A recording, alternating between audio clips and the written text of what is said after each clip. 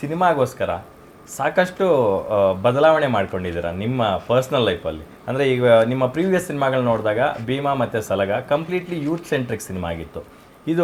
ಇದೊಂದು ಬೇರೆದೇ ಆಯಾಮ ಕೊಡುವಂಥ ಬೇರೆದೇ ಜನರ ಸಿನಿಮಾ, ನಿಮಗೂ ಹೊಸತಿದ್ದು. ಸೊ ಈ ಟ್ರಾನ್ಸ್ಫಾರ್ಮೇಷನ್ ಹೇಗೆ ಸರ್? ಓದ್ತಾ ಅಂದರೆ ಅದು ಕೋಇನ್ಸಿಡೆಂಟ್ ಏನಂತಂದರೆ ನೀವು ಸಂವಿಧಾನನ, ಅಂಬೇಡ್ಕರ್ ಅವರ ಸಿದ್ಧಾಂತಗಳನ್ನ, ತತ್ವಗಳನ್ನ ತುಂಬ ಇದು ಮಾಡ್ತಾ ಇರ್ತೀರ. ಸೊ ನಿಮಗೆ ವೆರಿ ಆ್ಯಪ್ಟ್ ಅಂತ ಅನ್ನಿಸ್ತು. ಹೌದೌದು. ಅನ್ನೊಂದು ಮೂಲಭೂತ ಸೌಕರ್ಯ, ಮೂಲಭೂತ ಹಕ್ಕು ಏನು ಮನುಷ್ಯನಿಗೆ ಅಂದರೆ ಸಂವಿಧಾನ ಯಾವಾಗಲೂ. ಸೊ ಅದು ತುಂಬ ದೊಡ್ಡ ಮಹತ್ವ ಪಡ್ಕೊಳ್ಳುತ್ತೆ.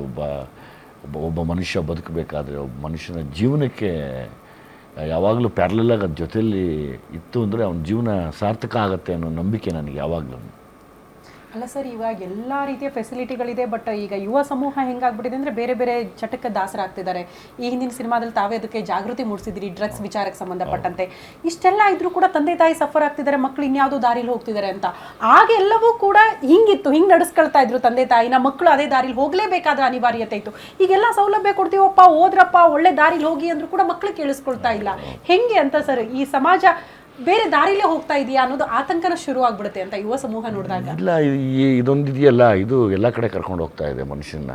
ಇದನ್ನ ಸದುಪಯೋಗ ಪಡ್ಕೊಳ್ಳೋರು ಒಂದು ತುಂಬ ಕಡಿಮೆ, ದುರುಪಯೋಗ ಪಡಿಸ್ಕೋತಿರೋರೇ ಜಾಸ್ತಿ ಎಲ್ಲಾನು. ಸೊ ಇದೊಂದರಿಂದ ಇವತ್ತು ಎಲ್ಲ ಇದ್ರ ಮೇಲೆ ಅವಲಂಬಿಸ್ಕೊಂಡು ಎಲ್ಲದಕ್ಕೂ ಕಾರಣ ಆಗ್ತಾ ಇದೆ. ಮನುಷ್ಯನ ಆಯುಸ್ಸಿಗೆ, ಭವಿಷ್ಯಕ್ಕೆ, ಮತ್ತು ಅವನ ಏಳಿಗೆಗೆ ಎಲ್ಲವೂ ಇದೇ ಕಾರಣ ಆಗಿದೆ ಇವತ್ತು. ಸೊ ಒಳ್ಳೇದಕ್ಕೆ ಮಾತ್ರ ಅಂತದನ್ನೆಲ್ಲ ಯೂಸ್ ಮಾಡ್ಕೊಳ್ಳಿ ಅಂತ ಅವ್ರು ಹೇಳ್ತಾ ಇರೋದು. ಈ ಬಗ್ಗೆ ಮಾತನಾಡೋದಕ್ಕೆ ಕನ್ನಡ ಪರ ಸಂಘಟನೆಯ ಮುಖಂಡರು ನೀಲೇಶ್ ಗೌಡ ಅವರು ಕೂಡ ದೂರವಾಣಿ ಸಂಪರ್ಕಕ್ಕೆ ಸಿಕ್ಕಿದ್ದಾರೆ. ಸರ್ ನಮಸ್ತೆ.